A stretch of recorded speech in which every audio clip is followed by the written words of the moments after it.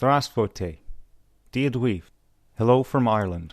I'm Howard Crane with EV Radio, and this is the Russia Dispatch number 2 on March 1st, 2022. For context, listen to the first broadcast wherever you're listening to this now. In short, I'll be summarizing the Russia-NATO conflict with a view to balancing out the biased flow of information in the West. The information war is heating up, just as much as the war itself is. Russia Today on YouTube has been blocked in Europe and North America, disallowing Westerners to watch their extensive coverage of hostilities in the Ukraine. RT and other outlets are still using DDoS protection on their websites after last week's cyber attacks. Yesterday I was unable to reach Russia Today as the DDoS protection reported suspicious activity from my network, meaning a botnet army including hacked computers from my IP range were activated to take part in the attack. Personal computer security is always important, but we should all take care right now to check if malicious software has been planted on our machines to be used in such illegal activities. Will the Western authorities go as far to block all Russian and allied websites? Will our government stoop so low as to deprive the West of the Eastern media and the East of the Western media?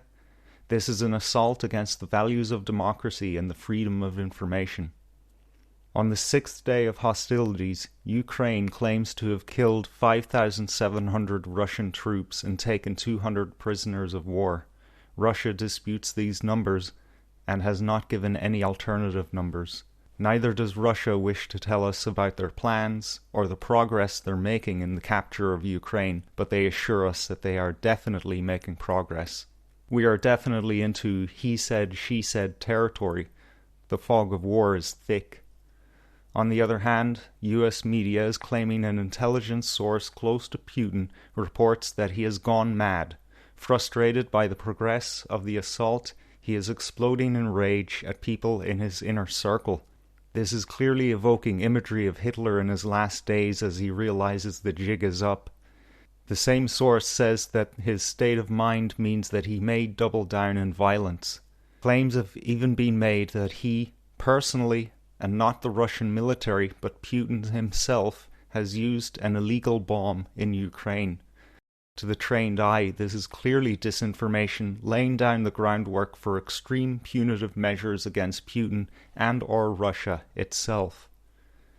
Western media reports Belarus has joined the war effort, sending in a column of 33 units into the Chernihiv region in the north of Ukraine. President Lukashenko has denied giving any such order. The lack of video evidence even purporting to be Belarusian troops in Chernihiv leaves me skeptical. Speaking with Belarusian media, President Lukashenko said, "The Belarusian army has never taken part and isn't taking any part in the hostilities. We can prove it to anyone. Moreover, Russian authorities have never raised this matter with us about our participation in the military conflict. We have no plans to engage in this special operation in Ukraine. There is no such necessity."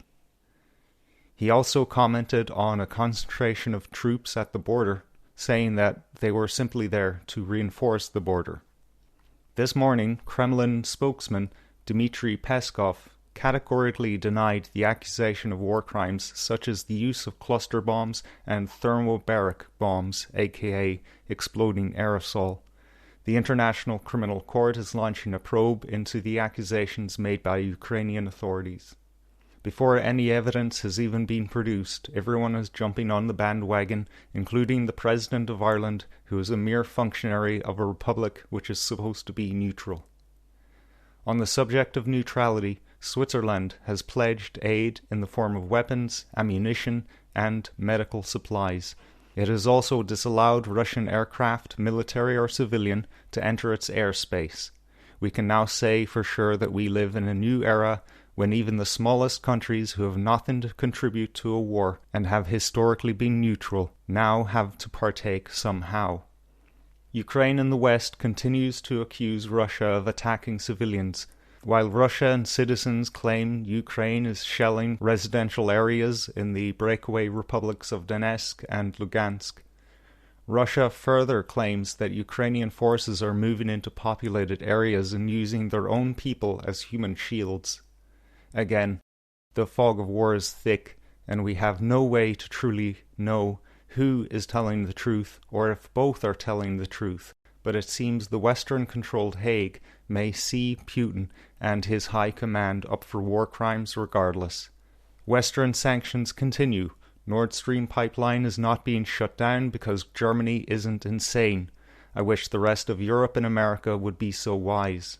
Maersk, one of the world's largest shipping companies, is refusing to deliver to Russia, with the exception of foodstuffs, medical supplies, and other humanitarian supplies.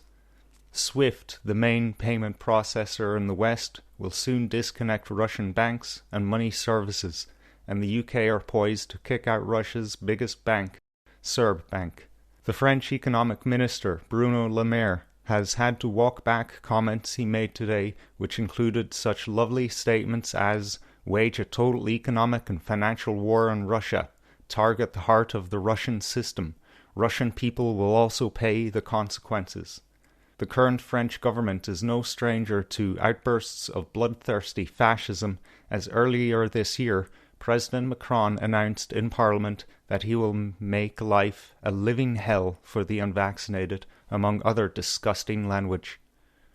Peace talks have been occurring since yesterday and are in their second day. No details are being surrendered by either side. I'm not confident anything will come of these talks, as this just isn't two countries at war, it's a puppet state and NATO against the largest country in the world and its allies. This war is not about Ukraine, there's a bigger picture.